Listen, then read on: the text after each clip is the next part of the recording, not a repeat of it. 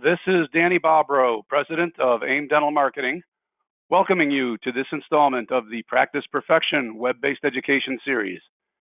Today's presentation is entitled Top Tier Talent Transformation, Producing Peak Performers. Linda Drevenstedt, MS, President of Drevenstedt Consulting, is an executive leadership coach, speaker, and author. Her approach is honest and straightforward, yet gentle. She has extensive and direct experience within the dental trenches, first as a dental hygienist, then assistant, and practice administrator of a multi-specialty dental group. Linda holds undergraduate degrees in dental hygiene and business management and a master's degree in healthcare administration. Her additional certifications include Master Certified NLP, that's Neuro Linguistic Programming Leadership Coach, Talent Smart Emotional Intelligence and Behavior Styles with Target Training International. Dentistry Today has voted her a leader in consulting and speaking for 15 consecutive years. Her book, Life Path by Design, is an Amazon bestseller.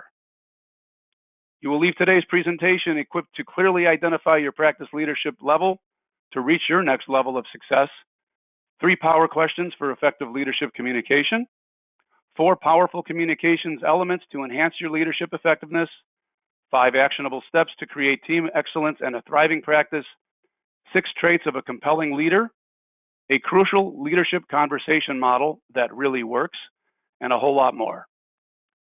Before we get started with today's event, I remind you that Practice Perfection webcasts run for around 90 minutes. While attendees are in listen-only mode, we invite you at any time to submit your questions or comments using the question button on your screen. We will allow time following the presentation to get your questions answered. If we do not get to your question during the webcast, rest assured we'll see that they're answered shortly thereafter. Attendance at this presentation entitles you to receive 1.5 hours of continuing education credit with the compliments of Drevenstedt Consulting and AIM Dental Marketing. Shortly following the webcast, we will send you an email with instructions for receiving your CE, again at no cost to you. Participants are cautioned about the dangers of incorporating techniques and procedures into their practice if the course has not provided them with adequate clinical expertise to allow them to perform them competently. And now it is my distinct pleasure to welcome to the Practice Perfection stage, Miss Linda Drevenstedt. Hello, Linda. Well, hello, Danny, and hello, everyone out there in cyberspace. You see the picture there in front of you. That's me as I actually look here at my desk. I'm not showing you below the blouse and the new birthday necklace, but you see exactly what my office looks like. So I am speaking with you from my wonderful office here in Southern California. A beautiful day outside. I've already had a beach walk. Today was my day to volunteer and help clean up the beach. Because I love going, I go do my volunteering. So let's take a look and move into saying thank you to Danny and to AIM Dental Marketing for hosting this series. I love the fact that Danny allowed me the bandwidth and the space to be able to do this presentation for you on leadership and taking your practice to top tier performers. Danny's already stated some objectives, but let me just kind of go over a couple of general ones. I want you to keep and level up the good talent that you already have in your practice. And level up is kind of a new phrase that just means we're moving forward. Next is to take the mediocre talent that you have and have them move on up, to level them up. And then let the rest go. I find sometimes in leadership we hold on too long, and it creates a sour apple in the bunch, and the rest of the team gets frustrated when we hold on to not mediocre, but to particularly poor performers, and particularly people who are, I'm going to state it a little bit later, in the drama triangle of kind of poisoning the rest of the team. And as we go through, you're going to, at the end of 90 minutes, you're going to have several leadership tools, including some that I will send to you that you can use in the process of leading your team where you want them to go. Now, the leadership levels in a practice are going to be different for each of you.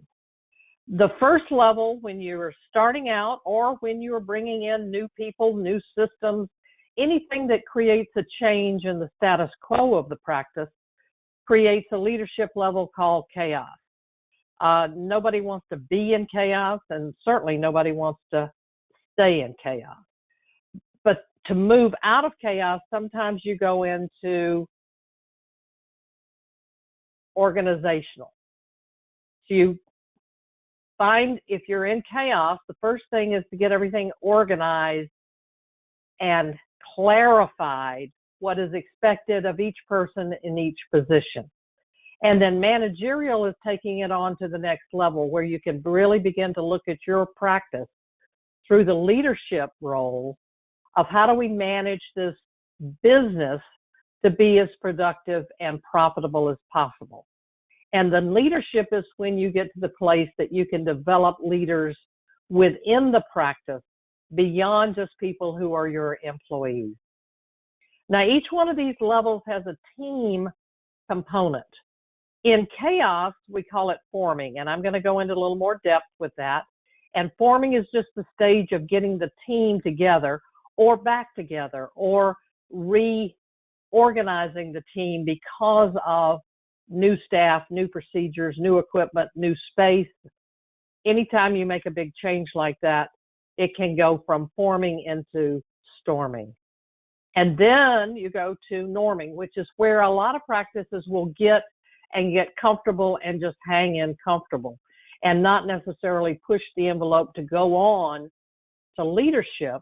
And in the leadership model is really more your high performance. It's when you and your team are taking the resources, the people resources, the place resources, the materials resources, and you're absolutely busting any of the averages out there, any of the mediocre.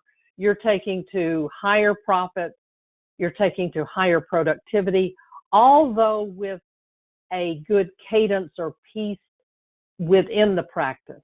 There's not as much, if you would, conflict or upsets going on. Now, I want to start with something, and if you've got a piece of paper, I'm going to ask you to do an exercise with me. And this is actually something you can use as a tool in hiring.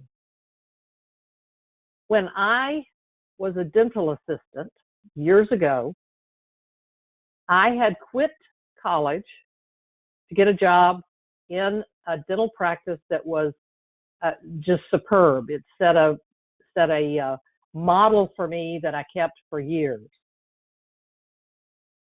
In that time, my spouse at the time, which is why I quit college, was finishing his education at Georgia Tech in Atlanta, Georgia. Now, the place that Georgia Tech was at this time was kind of a little bit of a dicey neighborhood. He was taking some night classes and insisted on us getting a dog. Now, did not grow up with dogs. I grew up with cats. In fact, when I was 3 or 4 years old, I had a dog knock me over and kind of intimidate me. So dogs were always a little intimidating for me. And he knew that. Yet he bought me a German Shepherd puppy to be my protector at night in this neighborhood we lived in. And he told me, he said, Linda, for you and this dog to work together, you have got to be trained, domesticated. You've got to train the dog, but you've got to train you how best to work with the dog. Now, this took quite a bit of time and patience and training, both in a formal classroom, because we did go to a class, as well as outside of it in the practice of the dog and I working together. Now, with the fact that we did the training, the dog could then go off leash with us, but would come back immediately when I said heel. That dog, no matter what he was doing, and he loved to go chase a stick, a rabbit, or run and get in the water, would come right back and sit right beside me and heal. He had freedom because he was well-mannered and well-trained. Now, what I mean by domestication is you've learned through your experience to date, whether you're a dentist, practice administrator, whatever your position, you have had bosses. You've had parents. You've had scout and church and synagogue leaders. You've had people who were leading you, who domesticated you in a way that you now have a model of what you think a leader should be. Now, that is in your unconscious mind over here. It's below the iceberg. And you perform through your conscious mind. You don't even stop and think, well, gosh, yeah, that was my scout leader when I was 14 taught me that. That's why I'm doing this. Or that was my first boss. All I'm saying is, if you can take all the things you've learned about leadership, write them on a piece of paper, and then wad them up and throw them away and begin to look at what leadership needs to be for your team to move from whatever level you're at to that high performance level, to a top tier performing team. Because where most people go in leadership, they repeat the same thing over and over and expect it to give them some different result. And we'll talk about that in a few minutes. So just remember that when you hire a new team member who has experience, this is exactly what you're facing. They have been domesticated. They have been trained by somebody else to perform a certain way. But that may not be what you need for this person to perform in your practice. So you hire a new person who's got lots of experience, ask them to write all the things down that they think make a good hygienist, assistant, front office person, even a dentist. Write down and then throw it away and ask them to forget about that and to learn how to be a success in your practice. So that's just a quick tool. Now, this is one of my favorite concepts, if you would, for leadership or life, is if you look at the effect out in your life, if you've got staff members who are not performing where you want them, I want you to realize and own that you're at cause. Meaning the buck stops with you as the leader.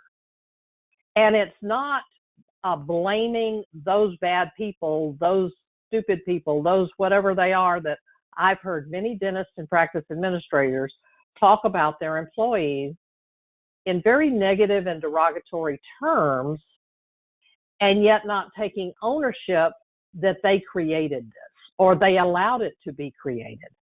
So always remember that as the leader, the buck stops with you. If there's poor stuff going on, don't blame, stop and pull in, and I'm going to walk you through some of the things that can help you own where you are.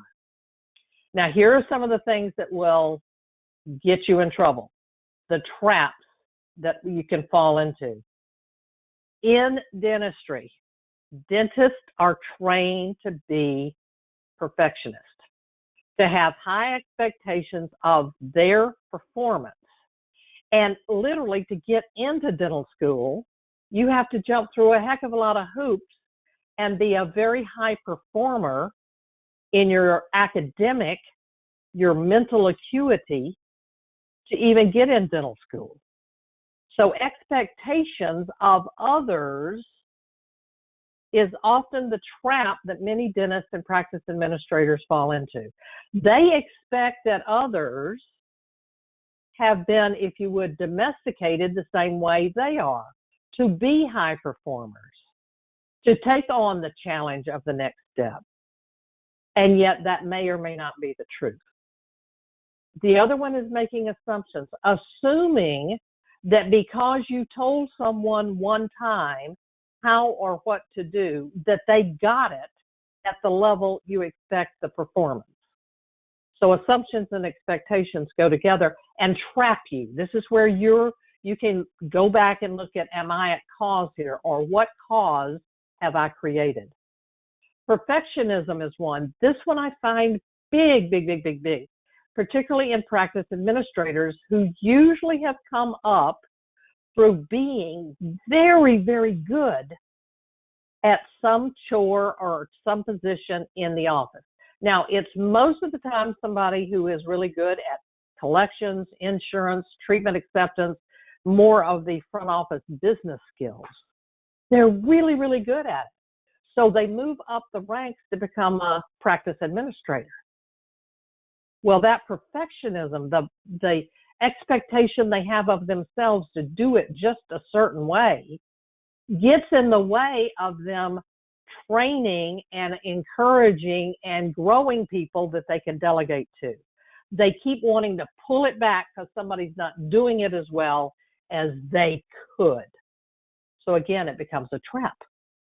Ego becomes a trap. I have talked to many dentists and or administrators that they are very proud of the fact that nobody can do it as well as they can do it. That's your ego getting in the way.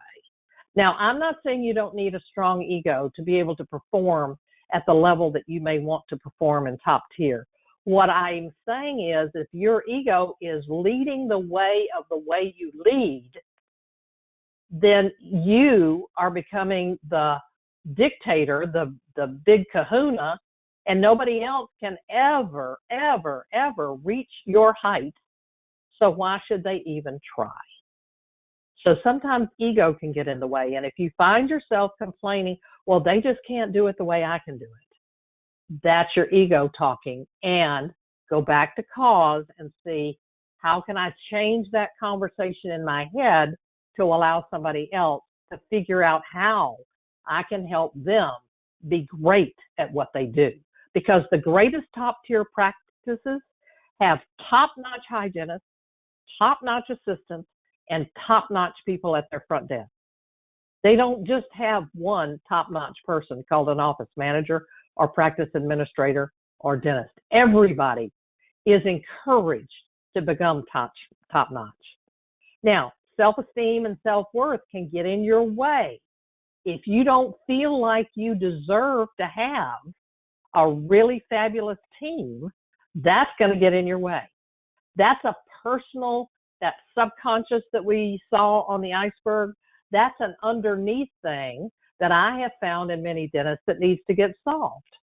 And that may or may not be something you can solve with a dental course. It's probably going to be something you need to solve with a coach that can move you out of whatever your poor pity me, I don't deserve, or your low self-esteem. And the last one is the lovely one called insanity. You've heard this before, but I find people still operating under the assumption that if I keep doing it this way, I'm going to get a different result. If I keep on doing it this way, if I keep leading the way I'm leading, these people are going to change suddenly. Overnight, something's going to happen. They're going to wake up the next morning and come in and be magnificent. That is not the truth. The truth is, leadership is a real tricky path. It ain't easy to be a leader of, let's say, 22 people, each with different personalities, each with different home life situations. All of those things come into play. So let's start at the beginning. In the forming, it's kind of chaos. How do you level that up? The very first and most important foundation of any practice is training. That means getting your standard procedures organized, categorized in writing and or video so that you don't have to keep repeating everything, and that it's very clear to anybody who comes in how to do what you do at a high level. Whatever that is, if it's make a temporary, if it's do an audit for the insurance, whatever it is that you expect people to do, you have to train them, and you have to have mechanisms to train new people, because you're going to have turnover. People get married, people leave, etc. And during the chaos time is literally the only time you are directive. Now, directive is I'm telling you exactly what I want you to do. You are the boss.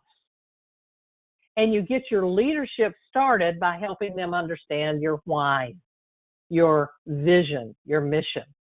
But you clarify very specifically what you expect people to do. And I find, unfortunately, we zoom in, we rattle off something, and we expect people because we said it, they got it, and they're going to do it.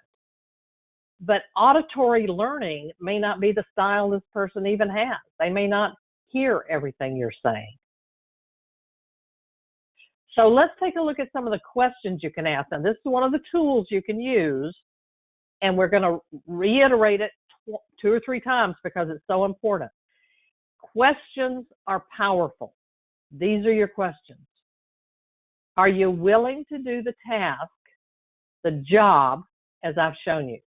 You've got to find out if people are even willing to do it that way. Are you able to do the task, the job, as I've shown you? Sometimes you've hired someone that you don't really know what their ability is in your particular practice. In other words, you've hired someone with experience that's been a hygienist somewhere else. How do you know if she has the ability to do the task of dental hygiene in your practice? And then the third question is there anything you need to complete this task to our practice standards? I mean, is there something missing? Is some equipment not working? And I, as a consultant over, 30 years, I've gone into practices that I'm asking a hygienist, let's just say. One of my standards that I learned was using the ultrasonic. Now, with COVID, that's changed a bit. But let's just say that the ultrasonic is one of the pieces of equipment you want a hygienist to use. I've gone into many a practice. When I've asked the hygienist, I've observed her doing her appointment, and she's not used the ultrasonic. And I'll ask, can you just help me understand about the ultrasonic? Where does it fit into your protocol? Well, it hadn't been working for 3 weeks. It is absolutely incredulous to me for that to be her answer. And for leaders to go, well, I don't understand why she can't keep on time. Storming. This is the organizational part. You've set the training, and now you're trying to get everybody to get organized and go in the same direction. You're trying to be sure the team is doing team work, that they're organized enough to, let's just say, help each other out. Let's just say you've asked the dental assistants if they're not with a patient to go help the hygienist. That's where you're setting limits and boundaries. You're saying, okay, when you are a dental hygienist and you don't have a patient, this is what the expectations are. One of the practices that I did dental hygiene in, when I was in my training phase, they were very specific with me. Linda, if you don't have a patient, this is the 3 things we expect you to do. Number 1, go up front and ask if you can help the hygiene coordinator. Number 2, go into sterilization and help out with trays and with sterilization. Number 3, go in and assist our doctor. I don't care if he's already got 2 assistants or 3, go in and ask if you can help. So they were very specific. This is getting people organized to work together as the best team you can have. This is a coaching approach to leadership. So if you can think of anybody, any team you've been on, maybe you've had some recent tennis lessons, you've had some recent golf lessons. How did your coach approach you? They had you do something, they observed you do it, and then they coached you on better performance. That's exactly what coaching is all about. And they checked your progress. So the next time you get together with that coach, they're going to look at you and go, oh, okay. Let's Linda, see how your swing is. Yeah. I'm just drawing from my ski instruction training. They teach us that the first thing that you want to do is confirm what the student's motivation is. What do they want? And I know that you get into this because one of the traits of a successful leader is not just transcending somebody to their function, basically caring about what their vision is too. But would you agree that that's an important initial condition to confirm? It is. It's important, and that should come through some of the interviewing process and as you bring somebody in to find out their why. You're going to tell them what, it's their why. Why is it important for you to be a dental hygienist? Why is it important for you to be a dental assistant? Why so by the time you've made the hiring decision, by the time you've made the decision, you've already gone through that. I see. Hopefully you have, because that's an important part to me of choosing people that have a why that resonates with your practice, your leadership, your philosophy. The vision, sure. Okay, Thank you.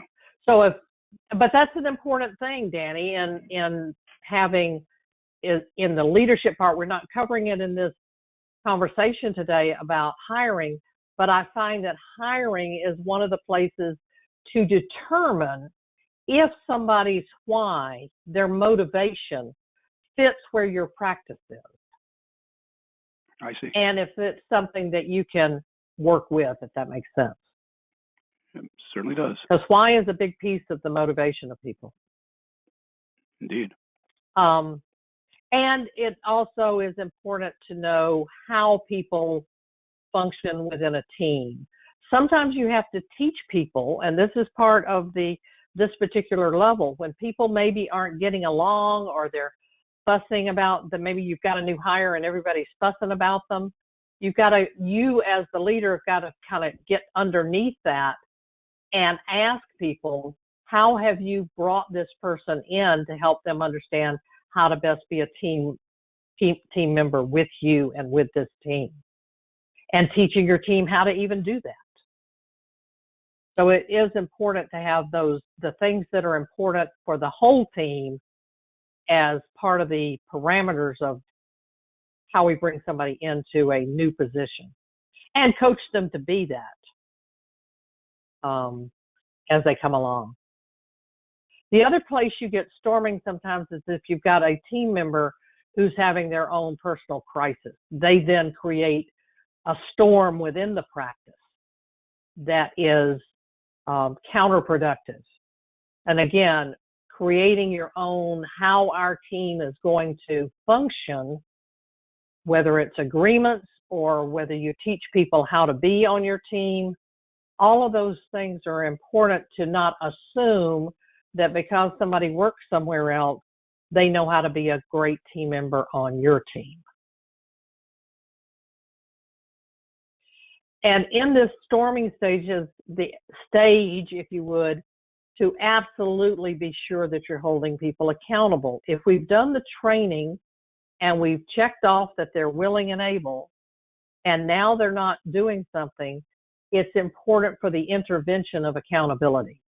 And that can be a supportive conversation that we'll talk about in a few minutes. And this is the supportive, finding out exactly what's going on, that if they've shown the ability and the willingness to do the particular chore or task or job at the level you need, and they're not doing it, then that may be another a supportive conversation. A supportive conversation is, gosh, I'm seeing that things are not going like they used to. What's going on? Is there something we need to know about? Share the leadership. Find, particularly the larger the practice gets, the more important it is to have designated, trained team leaders. Now, what I mean by designated is who's the best person to be in the position. Trained is, have you taught them how to be a team leader? Because just because you're a great dental assistant, a great dental hygienist, or been there the longest does not mean you have any leadership skills. And in many practices, as we begin to share leadership, people have to learn how to be a leader with a co-worker. That's not always an easy transition for people. And I've had team members say, I do not want to be in that position. I do not want to lead my coworkers. I want to be their buddies or whatever else. Insisting on agreements at this point, meaning, do you agree to do this job? Do you agree to come on time? If not, where are we in how this works with the whole team? Performance feedback is missing in a lot of practices, and it can be detrimental when their performance possibly is slipping or has slipped, or one person's doing more than another in similar positions. Team members get disgruntled and it goes underground and becomes resistance to performing at a high level. So be sure that you're giving the performance feedback. And then the big one for me in this stage, it's called managerial, is to teach people to solve their own problems. I find that many practice administrators, and sometimes even the dentist, him or herself, gets over involved in solving problems, putting out fires, rather than taking the time to teach the team how to solve problems and to take more responsibility in their particular arena, or to teach them to work together to solve a situation rather than always having to run to a practice administrator. Now, when you get to performing, that's a wonderful place to be. And it's wonderful to even be hired into a team that is already at that level. You don't spend much time at the lower level. I've only had one or two opportunities as a dental hygienist to join a high-performing team. But it is absolutely wonderful to be able to go there because they take you through all of the steps we've just talked about with a training curriculum. What that means is you're hired in, but you're not just thrown in to go to work. You're given 2 or 3 days of training, orientation, procedures, standard operating procedures.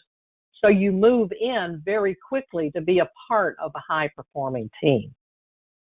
So in the performing level of practice, the leadership level, the team is cross-trained so that they can easily take each other's positions. If somebody's out on maternity leave, somebody's out sick, we've got some different things going on, as close without, state law infractions, we cross-train the team. Building leaders. This is where delegating can be done very easily, and we empower people to just take responsibility and run with it. I'll give you an example of a team that I joined, and it was actually after I went to dental hygiene school. We were told I had a really good curriculum. I was at a dental school, so we had a very wonderful and in-depth periodontal therapy program. We had a lot of different things. So I went to a very, very good dental hygiene school, and one of the professors just offhand made a remark that we'd really never work in a practice that would use all of our skills, that most practices did not really use dental hygienists to their highest abilities and what they've been taught. And this is late 70s, so dental hygiene has changed quite a bit, but back in the day. So I thought, well, I can, sometimes when somebody throws a gauntlet down, I'll take it. I thought, well, I'm just going to interview until I can find a practice that will use me. Well, the particular doctor, Dr. Hunter in Nashville, Tennessee, that I interviewed with, he asked me in the interview, he said, Linda, I'm looking to have someone literally run our dental hygiene department, make it the best in this part of Nashville. Is that something you would be interested in? Well, I knew right away that I had come to the right interview, the right place, because he basically gave me a lot of leeway to take that dental hygiene department and make it all it could be. to bring in any CE I took. I could bring it in. But they already had a really good program. I learned a lot from them about the way they worked with children. So all I'm saying is, if you've got an empowered level practice, you can bring people in and they can take you even further if they're the kind of people, when you interview them, you can ask them the right questions. Now, as I was preparing for this, I went and read a lot of, because we've been through COVID, we've been through a lot of things, and I wanted to go and say, what are employees still asking for? What do they want? And still, this one is in the top of current surveys. They want to be appreciated. They want to be acknowledged specifically, not we really like having you here, but for what they have done and accomplished specifically that's theirs, that they have been really good at customer service or assuaging an upset client. That's one of the things. And the other piece that people like is the opportunity for moving on up, continual learning, moving their skill set. Danny and I were talking about an organization called ADOM, which is, it's a fairly young organization. I remember going to one of their first meetings back when I was living in Florida, so that's been over 10 years ago. But the organization's purpose is to empower practice administrators and office managers. The Dental Hygiene Association is there to educate and empower dental hygienists. Over the years, the dental assisting, depending upon your area, they have the same purpose. And having your team involved in those areas can be empowering to the practice and to the person. So I said I would give you the traits of a compelling leader. These are things that I want you to consider. If you want to be a leader who attracts quality people, the key is to become a person of quality yourself. Communicate and dedicate to a clear vision and mission. Now, that's been said, probably every article I read about dental management and leadership has this, but I can walk into a practice, I bet you 8 out of 10, and I'll say, can you articulate for me your vision and your mission? Well, maybe not. We talked about it one time. Accountability. Now, this is two ways. This means, yes, you want to hold team accountable as a leader, but you as a leader have to be accountable. And that means keeping your word. One of the sour grapes I hear from staff when I interview them is, well, I was told I was going to have a performance review and it never happened. The doctor said something was going to happen and it never happened. We were supposed to have a staff meeting, but it got canceled. We were supposed to have a blah, blah, blah, but it got moved. Keeping your word, doing what you say, and if you cannot, for whatever reason, renegotiating in person with the person that you're letting down, because you are letting them down. And then we talked about it earlier, but this is still a big one.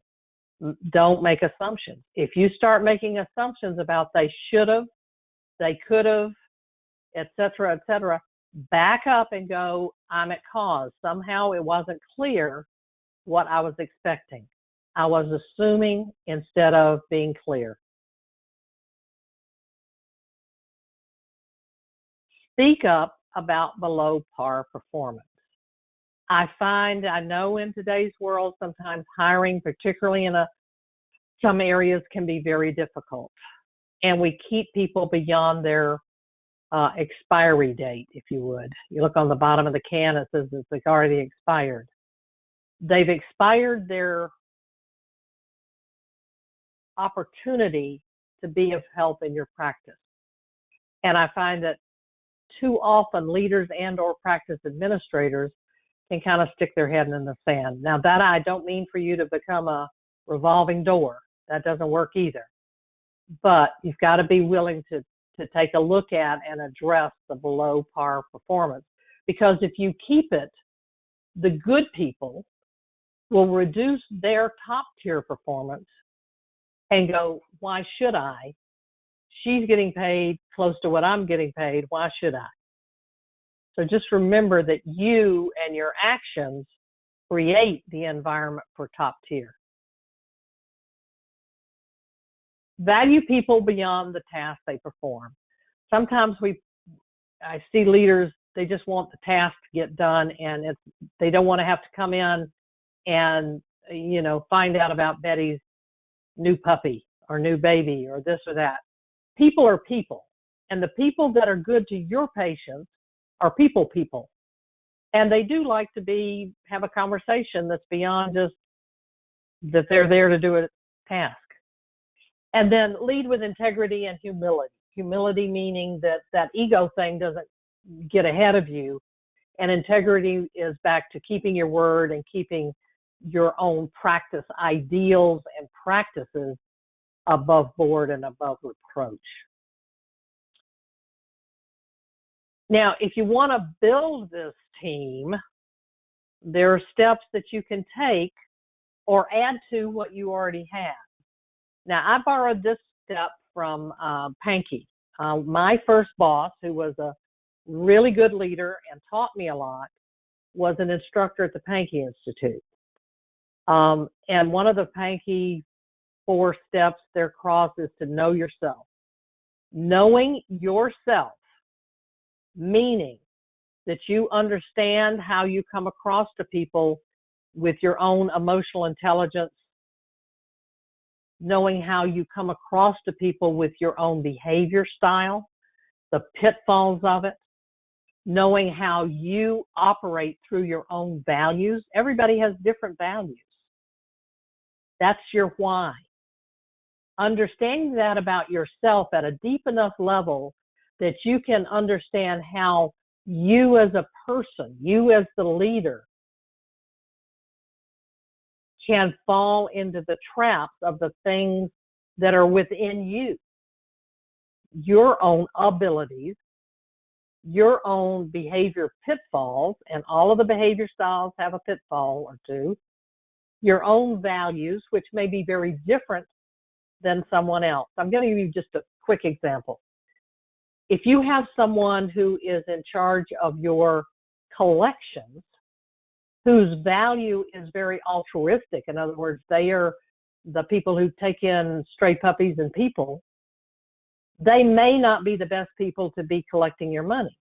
I'll share a funny story. Years ago, I had a client, and when I was coaching on the full practice management, we would go over numbers, and I saw the first quarter of her collections was slipping. And I said, well, have you met with the person that was in charge of that? Have you met with her? And so the next time we had our call, which was now a couple of months into it, she said, oh, yeah, I met with her. And she decided that since it was Christmas, she didn't want to have to bother people with statements. And then when it got to be the first of the year, she decided that she had too many people that were overdue, that she didn't want to embarrass them by sending them past due notices. So in other words, she went through a conversation with herself because of her values of not wanting to bother people or disturb people or upset people by sending them past due notices. That's not the best person to be on your accounts receivable, if that makes sense. So knowing where values, which is a person's why. Know your team. Functioning with a team that understands itself, how this person's behavior works for them, how it works for them being a really great dental hygienist, a really great dental assistant, a really great practice administrator, yet that behavior may be different than mine. When your team understands behavior styles, they not only can work better together as a team, but they can work better with your patients, because then they begin to understand how to communicate the way the patient needs to hear this. And same thing for you as a leader. How do you best communicate to a team member who is a particular behavior style that's different than yours? And I do default back to Maslow's hierarchy of needs. If you're trying to take a person and assume because you are you as the leader, you as the owner, you as the practice administrator, are at a high level of self-actualization. You're going to Hoyce, you're going to Pankey, you're going to Dawson, and you are self-actualizing. You cannot assume that your team members are at that level. Now, they may be at I've got to pay the rent level because I'm a single mom. I need to be in a safe place because my boyfriend's not treating me right. Social is where a lot of team members are. And that's what they need in the team, is the opportunity to have social interaction. But just know that people might be at different levels, and trying to take somebody who is literally in survival, trying to pay the rent and take care as a single mother, may or may not be ready to go to a weekend course in Las Vegas about whatever their particular position is. So know who your team members are. Value skills beyond clinical. You are in the people business. You're not in the toothpicks business. People are your patients and your team members. So it's interesting that dentists themselves tend to have their technical training, their background being scientific,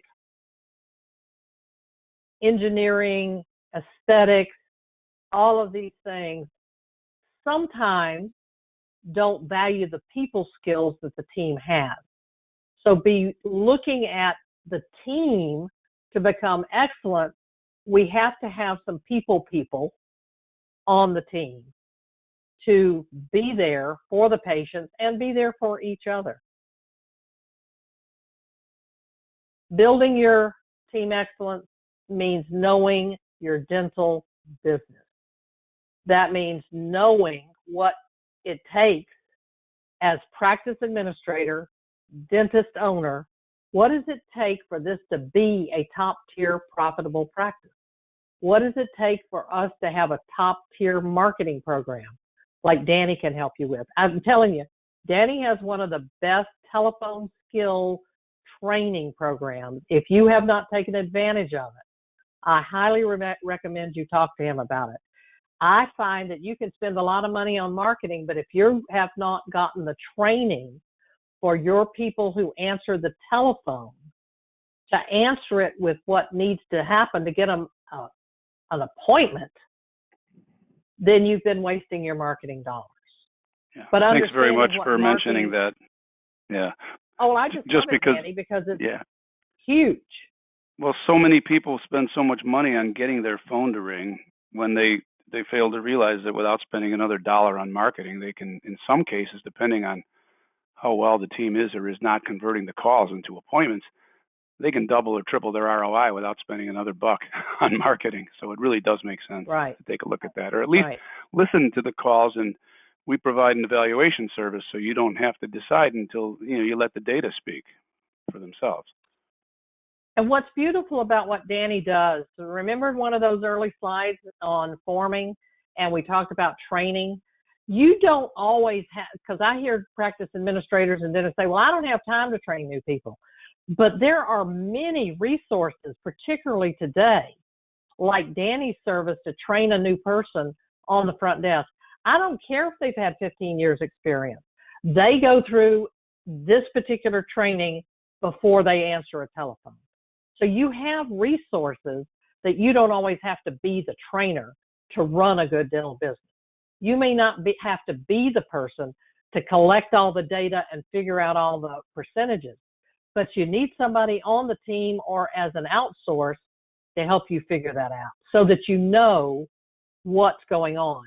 And practice administrators need to know the numbers, in my opinion, as well as the dentist owners. And I love to sign this billboard, True Billboard in Alabama when I was going through there.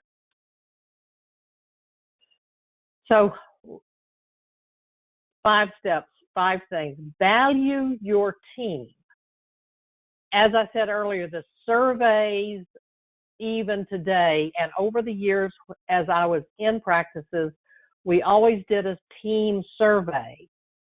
So if I collected all that data, one of the top requests team members had was to be appreciated. And again, appreciated specifically for the job they're doing.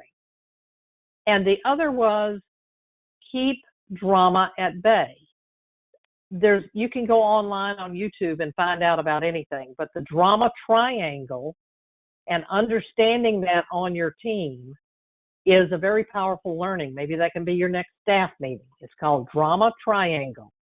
And I find that sometimes practice administrators end up playing in the drama triangle. And if you let drama lead the way in the practice, then people are distracted, distressed, and stressed out about what's going on with the drama rather than paying attention to your practice and your patients. And this is a team that the one over here that looks like they're at where are they? They're in the office, but there's they're at a bowling alley or a fun park, and just have fun and smile. Be sure that your team is having some fun, because Linda, all else. Yeah. I'm sorry. Can you briefly elaborate on what the drama triangle is? Is it just refer to three people and the dialogue that goes between them, or is it something else? The drama triangle is actually something I learned years ago at one of the dental meetings that I went to. And we all can play and have played all of the roles. One of them is victim. So if you know anybody on your team who has always got a sad sack story, in their life, they're playing victim, and they bring victim into the practice. Now, it could be that they even feel victim in the practice. Number two is rescuer. Now, this is where I find a lot of practice administrators play, meaning they rescue people. They feel makes their ego feel good because they rescued them, meaning they did their job because they weren't doing their job instead of holding them accountable. So they play the rescuer role. Now, in dentistry, we tend to have rescuers because we like to help people with their health, right? That's what we do, so right? Knowing what that role is and how it affects us and our performance is important.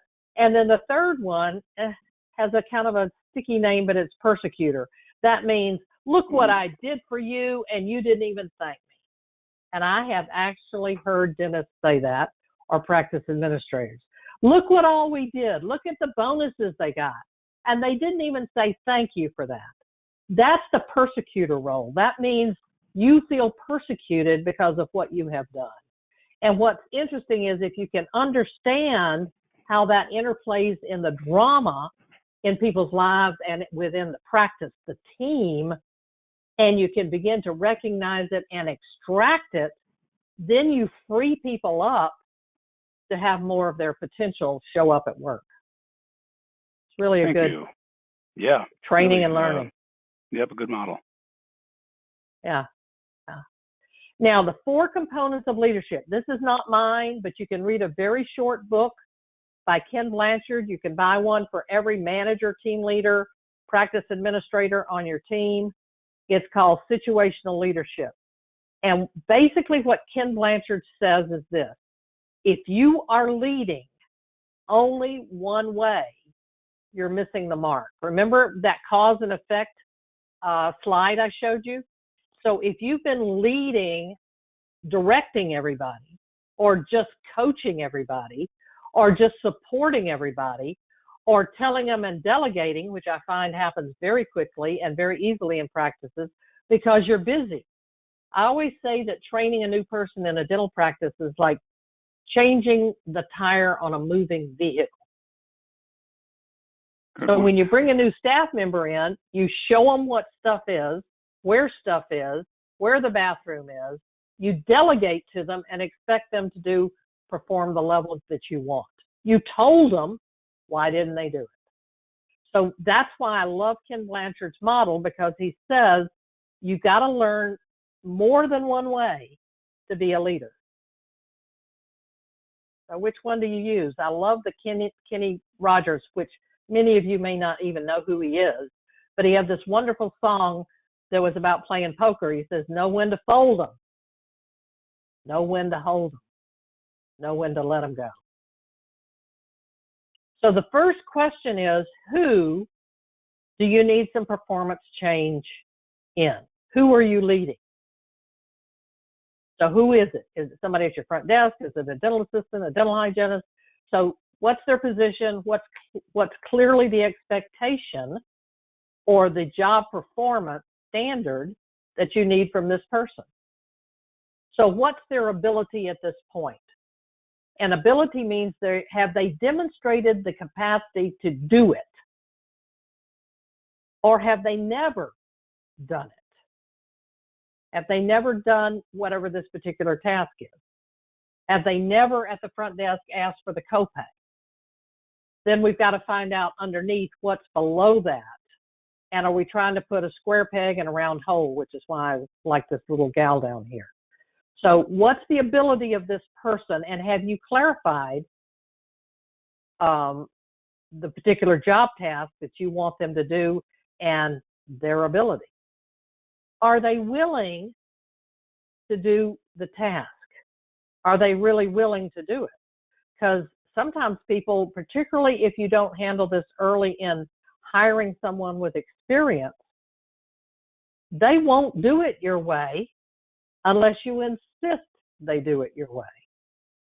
And, I worked with a practice administrator recently, and we had to discuss what's non-negotiable here. And you have to maybe state, this is non-negotiable.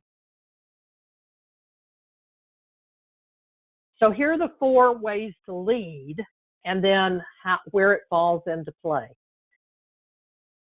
Directing is very high direction. I'm going to tell you, show you, give you the manual on it, ask you to watch the YouTube video on it, ask you to go into our EagleSoft training modules, take those training modules, and I'm just going to pretty much want you to be one of the Blue Angels. You've got to be in performance, and I'm the boss here. I get to tell you what to do. Sometimes I find people in leadership positions don't even want to be the boss, but guess what? You need to if you're going to direct people. So this is when somebody's willing, again, maybe a new hire, maybe it's a new procedure, something that's different than what they've done, but they don't have the ability yet. So maybe you've moved somebody to a new position, from the front to the back to the front, wherever you've moved them. You've got new procedures. Anytime this new software, you just added what was one I just had the other day that came in? There wasn't Smile Reminders, but it was my dermatologist had a particular software they were using that I recognized I had seen it in dentistry. Anytime there's a change, you need to be more in direction. Coaching. If you've ever had a personal trainer, go back to the golfing, skiing, whatever it is, someone who's taught you a skill and you've used a coach, that's kind of the mindset you want. It is direction. You are telling them how to do it, but you're also supporting them in, yes, you can do this. What are you having trouble with? What's going on here? And you use this when they're moving through the learning curve. When they're moving through the learning curve. So you want to be supportive of their efforts, even if they're struggling with something. And this, again, can be, maybe it's a new software, maybe it's a new position this person's in. You're going to be using this to continue to move them to full competency so you can eventually get to delegating. What happens many times is we want to direct and delegate, but that's too quick a step. Supporting you use in a couple of different ways. One is when somebody's struggling to learn a new task, you can support them by saying, sometimes people learn differently. Sometimes people need to really see it done. They need to hands on it. They need to be able to, have somebody sit beside them and watch them. What is it that you need? There's going to be some more questions in this. It can also happen when someone, the reason I've got this gal having a cup of coffee, it can also happen when, remember that Maslow hierarchy? Maybe somebody's going through a divorce. Maybe somebody's going through, their mother's in the hospital. Maybe they're going through their own health challenge. And they just need support because their performance may vary if their life situation is impacting their ability to be at work and do the job that maybe they have done in the past. So they've already got the ability, but their willingness to get it done, or their, and it can't even be commitment at this point, because sometimes when people are going through drama at home, it's hard for them to be totally focused when they're coming into the practice.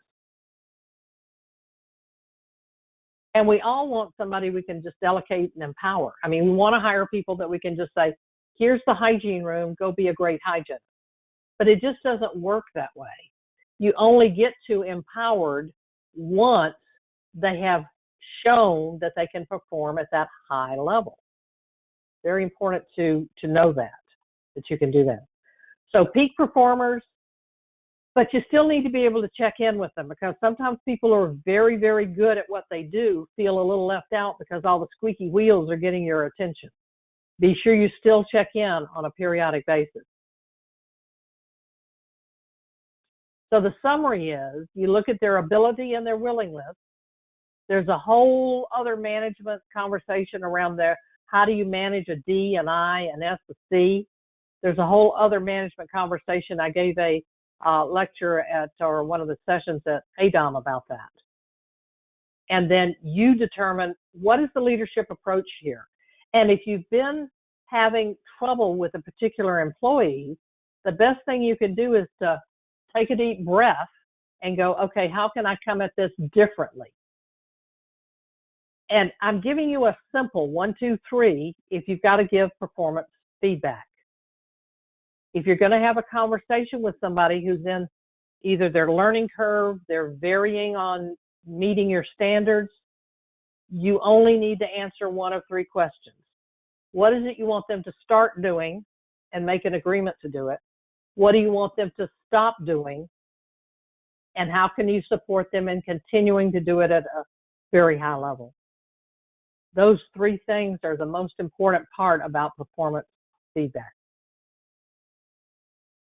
But let's go into a little deeper on the performance feedback and getting your people where you want them. I find that sometimes, because leaders think they need to be in that directive mode more than maybe they do, that we need to shift the gear on the cause and effect. If I'm not getting what I need, maybe I need to go into listening mode. Ask questions and use empowered listening, meaning you really are listening. Now, I'm going to give you on the right side of your screen the 2 questions not to ask. What were you thinking? And didn't I tell you? Neither one of those are going to get you anywhere. They're going to make the person feel like you're their mama and they just got a switching. Now, I'm from the South, we got switchings. The best questions, and that's why in the end, I'm going to give you an opportunity to get a copy of the slide deck here so you can have these questions with you. Help me understand. If they're not doing what you want them to do, you've already gone through that. You showed them, you coached them, you let them do it, and you coached them. If you've gone through a training, you've clarified the standard of performance. These are the things you ask when you're not getting the performance. Walk me through how you're doing this. Is it clear what needs to get done? Is the quality level that's required clear? Do you have the tools, training, and resources to do your job at our, I should underline that one, performance standards?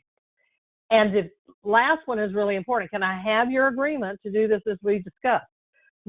Anytime you have a conversation with somebody, can I have your agreement on what we discussed, that you can do it, will do it, etc.? Because sometimes you just say things to people, you assume that they got it and will do it. It's better to be ask the question, can we have an agreement that you can do it this way?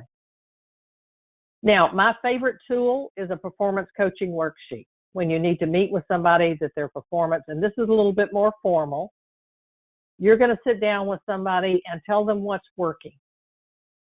What are they doing that is working and that is at the standard? What's not working? What's missing in this performance? What is your specific request? And what is the action plan you will follow up on? And at the bottom, it has a date. So this actually can go into an employee file because you can have a date by which they signed off that we had a conversation about this. And there's something a little bit more tangible when someone signs off on something. Now, this is the courageous conversation model I promised you. When you've got someone that you just still seem to not be getting on the same page, I want you to specifically, and this is where many times if your behavior style is one to not want to be confrontive or very direct, the issue you go around and around the bush and the person doesn't even know what you're talking about. So I want you to be specific. Give an example of the behavior or the infraction. Tell how you feel. I am very frustrated because we've already talked about this 3 times. I'm very upset. I'm very sad because our patient was let down. What's the result if they keep doing it? If they keep doing this, what's the result? Own up to anything you have not done. I know that I didn't tell you in the beginning how important this was. I know that we didn't give you exactly what needed to be done. I'm going to give you that. Have a conversation with where they are, what's their why, what's their whatever, what is their, if you would, excuse. Expect defensiveness, expect excuses, but through the dialogue, still come to the point that you need the performance to be at the standard that you have discussed or outlined. Learn what you need to learn as a leader about what you missed in the training or the bringing this person on board. And then again, have an agreement. Do we have an agreement that you can do this the way we've discussed on time, every time, or whatever it is the end result? This is a very important power conversation to have with someone, to redirect them, re-engage them, to give them the opportunity to get it right, do it right the way you need to have it done. And with compassion and concern for where are they. So my last couple of questions are, who on your team do you need to have a crucial conversation or a performance coaching meeting? Who is it right now that just immediately comes to mind? Your intuition brings their face or their name. Write that down and plan on having this crucial conversation or a performance coaching worksheet meeting with them. On a regular basis, if you are a practice administrator, and dentist, if you have a practice administrator, or even if you don't, have a meeting with yourself at least once a month. Who is it that we need to coach, redirect, re-engage? Who do we need to fire up or fire? Way too long, we keep people that we should fire, and it poisons the rest of the team. So I find that you need to take the proper steps, whatever is the HR protocol, and the human to human, give them exit with dignity. Nobody should be fired and have it be a surprise. You should go through all of the steps we've talked about so that when it comes to a conversation that you need to let me go, I'm not surprised. I already know I have been falling short of what needs to be happening. And again, with compassion, with care. One of the administrators here recently had to let somebody go. She already had another lead on a job for her. It just wasn't a good fit for the practice. I'm going to thank you for your attendance. This has been fun for me because I love leadership. I love personal development. What does it take for you to be the best leader you can? That's just my love and my enjoyment in life these days, advancing leadership. So I thank you for your attendance. And I've got 3 different things here. Danny, if you want to do the let's move final disclaimer. right now. Yeah, well, I want to say, first of all, I want to thank you sincerely from the bottom of my heart. Your compassion and passion and caring, in other words, the fact that you practice what you preach is very much on display here today. The time went super fast, and it was like you were talking to me one-on-one, and yet I hope everyone realizes and appreciates the powerful models, paradigms, and exercises that you shared, how to identify what type of leadership style based on the type of person. And I know that your discovery call and your DISC model and other types of assessment models can really propel people to get to a point where they're much more clear. They have the clarity that they need to become more effective leaders. And why don't you just tell us a little bit about what each of these offers, that I, again, want to thank you for being so generous in offering these to our attendees, what each of them entails. Well, the first one is I'm going to send you copies of the performance coaching worksheet, so you can literally use that tomorrow if you would to have a conversation with an employee. And then the PowerPoint handout will give you all the slide deck, and you can use some of the questions and some of the ideas, maybe have a discussion with with the management team, being clear where we are, what do we need to do to have our team continue to move to that high-performing level. I am doing leadership coaching only. I'm not doing consulting, but leadership is a coachable. You can learn. You can be undomesticated if you go back to my word of domestication as a leader. Now, is it quick and easy? Sometimes it is. Sometimes it isn't, because we bring ourselves to the leadership position. And I had to learn my own as I ran my business that I always had a coach that could help me, because I knew if my business was struggling, I took that cause and effect literally. I knew it was me. So I knew that I needed the coaching to get my team to the next level.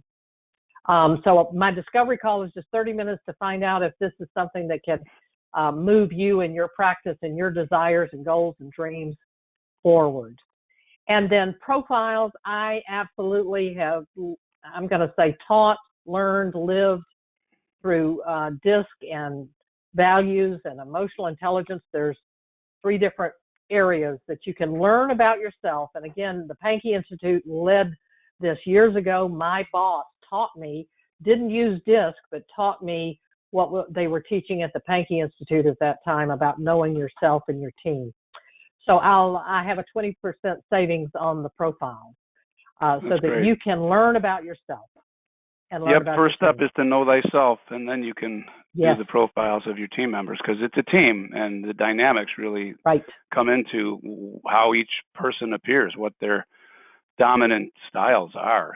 So I think that's a wonderful thing that everyone should take advantage of. And I suspect many people will, based on the level of engagement that we had.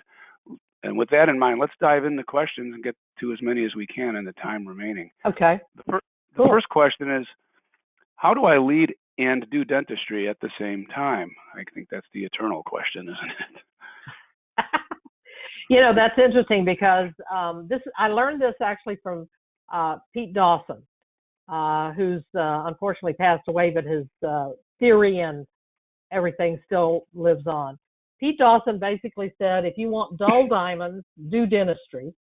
If you want a high performance practice, you've got to come out of dentistry and devote time to managing and leading.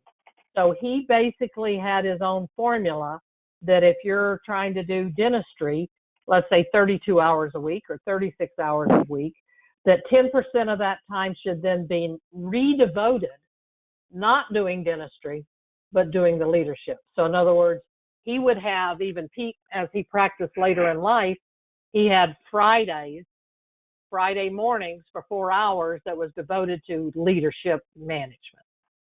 So you just have to move out. It's hard to do it on the fly. You could do some things during the week or during the practice time, but you can't be a full engaged leader and do dentistry. It's back to that changing the tire on a moving car.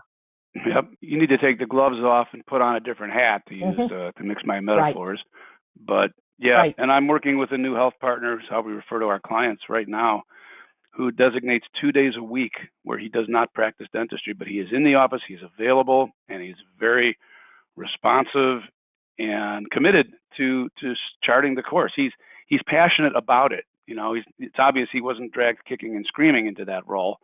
And I think that's where an attitude adjustment is sometimes essential. If people don't like what they do, then that's a challenge. And I think they need to first and foremost address that so that they go into it with some enthusiasm. Otherwise, they're not going to do it for long. Right. And I do find that many dentists do not care for the management or the leadership role, but it is part of running a business. If you don't choose to develop that within your own business, then you're better off to go work for somebody else who will take care of that for you and give you a cubicle to work in. Yeah, it's what you went to dental school to do, to be an entrepreneur, unless you want to work for somebody else. Okay. Next question. When you ask an employee if they need anything to be successful, what if they, quote, don't know what they don't know, end quote? That is, beyond obviously missing resources, malfunctioning technology, etc., how do they know what they need? You know, that's going to be one to where if they don't have an idea of what they need, then it's going to need to be a little bit more observational, meaning let me see how you're doing this. Let me watch you. Let me walk through it with you so I can see what you need or what additional training you need. So again, that's a time investment by saying, okay, if you're going to make collection calls, let me listen in with you and help coach you. If you're going to make a temporary, etc. Makes sense.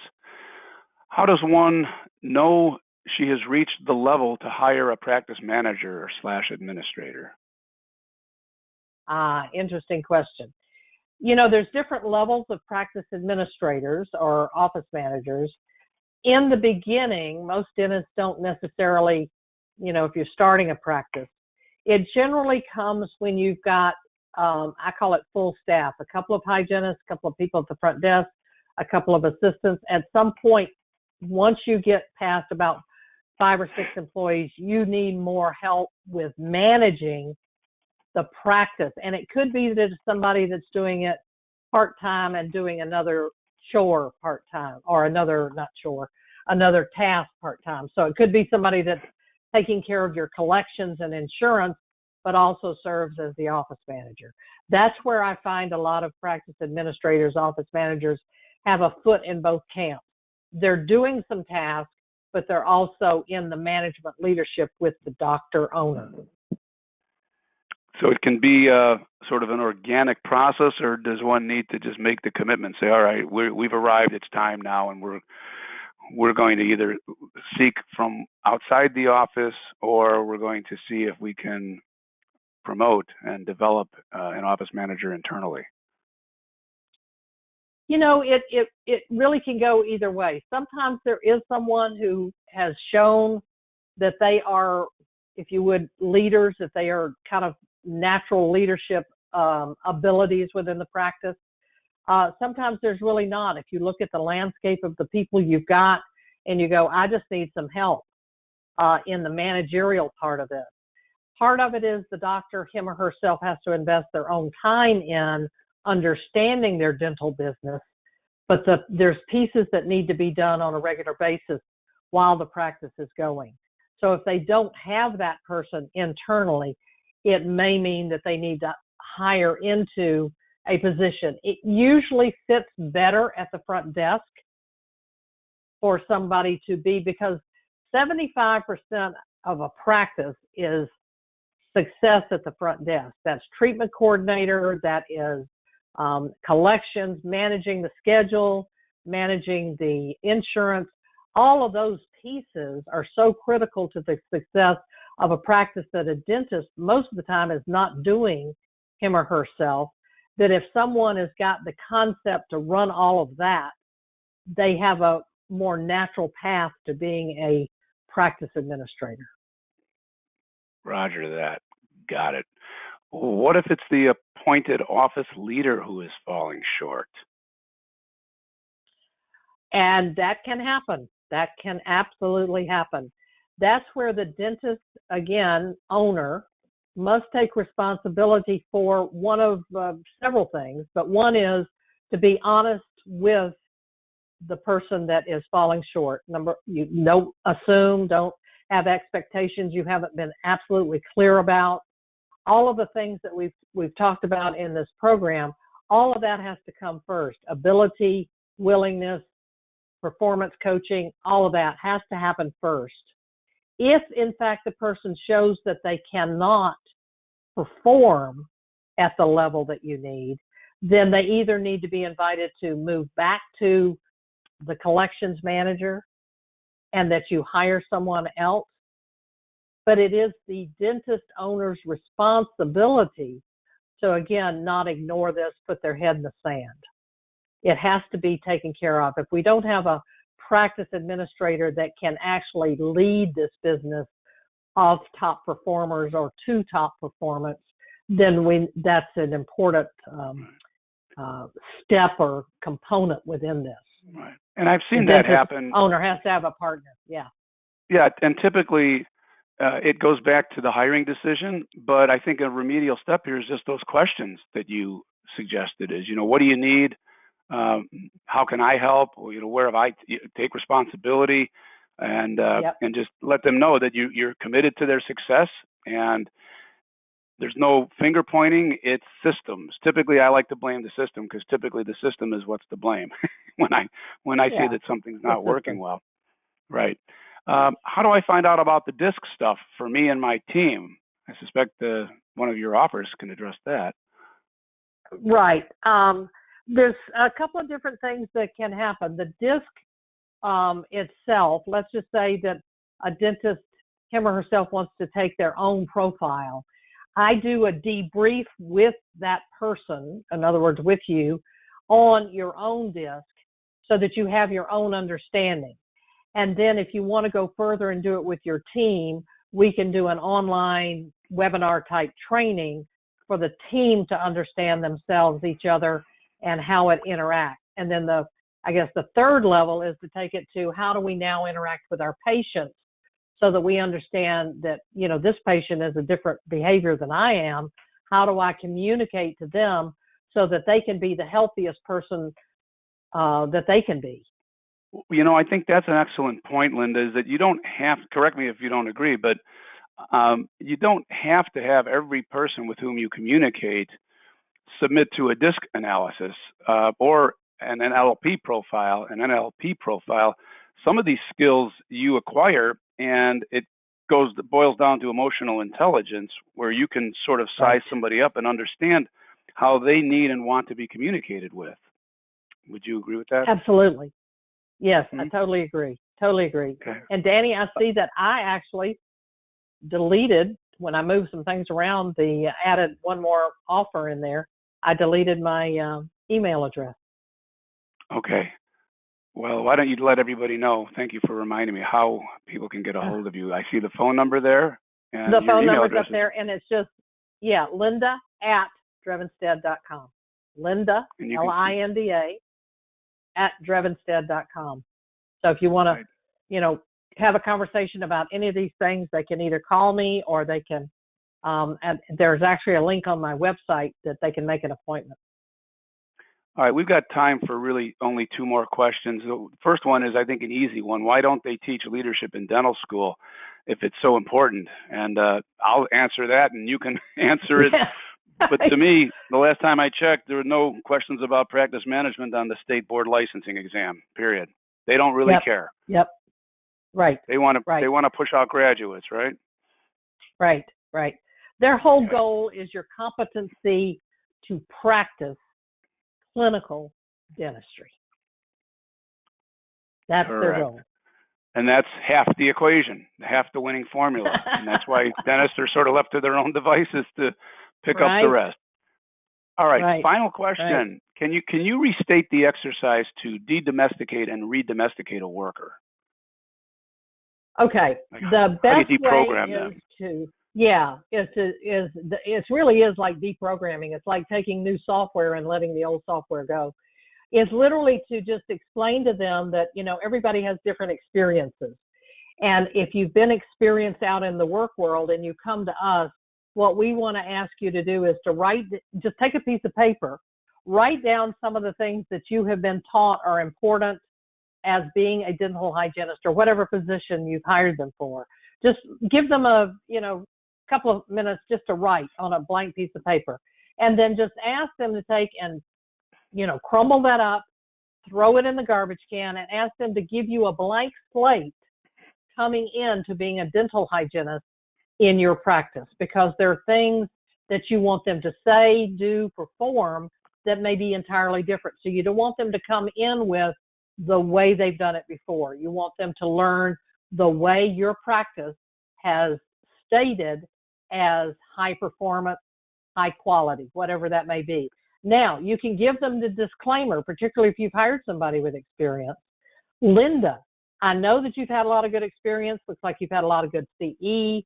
I tell you what, for this first 90 days, while we bring you into our standards of quality and standards of performance, I want you to make note of anything that you see that we could improve. Now, don't tell us during this first 90 days, because we want you to while get you're how learning. We do it.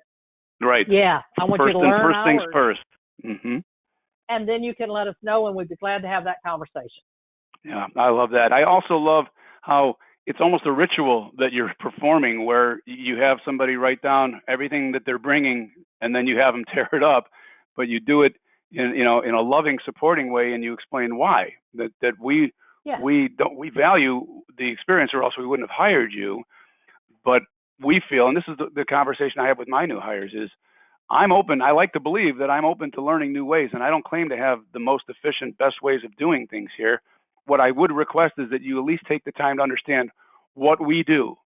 So then you can, by all means, build on that. And take notes, and then let us know what you're seeing and what your prior experiences might inform in terms of doing things a little bit more effectively. I'm open to that. Just do me the courtesy of taking time to learn what we do first. Absolutely. And that helps clarify and define that we have some procedures, but you've also got to be sure you've got defined procedures that you can teach them. Well, that's right. So that you're just not letting them flail. True. That's right. No, that's obviously very important and often lacking. So I'm glad you made that point too. All right. Other questions? We got a bunch of them. Linda will answer them directly with those who asked, and thank you for that. In a few days, you will receive an email with instructions on how to receive your CE credit. I now want to thank you, I want to thank you, Linda, once again for a wonderful presentation, and invite all of our attendees to mark their calendars for Wednesday, October 27th at 6 p.m. Central Time, when my guest will be the digital dentist himself, Dr. Lauren Levine. Lauren's presentation, he's great. He's been a buddy of mine since 1999, when he just transitioned out of practicing as a periodontist in Vermont and moved out to California. He took a big step and never looked back, and he's done a heck of a lot of good for this industry, this profession. His presentation is entitled "What You Don't Know Can Hurt You: Cybersecurity, the Master Lock for Your Dental Practice." Ransomware is the biggest threat to dental offices in the past 30 years. As an attendee to Lauren's webcast, you will understand what ransomware is and what it does, as well as how it is transforming the dental industry. You'll also evaluate the various past methods for dealing with malware and compare and contrast that with the new technologies in dealing with it. You'll learn how HIPAA affects all of this, and you'll develop a, quote, treatment plan to protect and secure your practice's critical data. Be sure you don't miss this opportunity to hear from the cybersecurity master himself. It all happens on Wednesday, October 27th at 6 p.m. Central. Until then, This is Danny Bobrow, thanking you for your ongoing commitment to practice perfection. Goodbye, everybody. Thank you.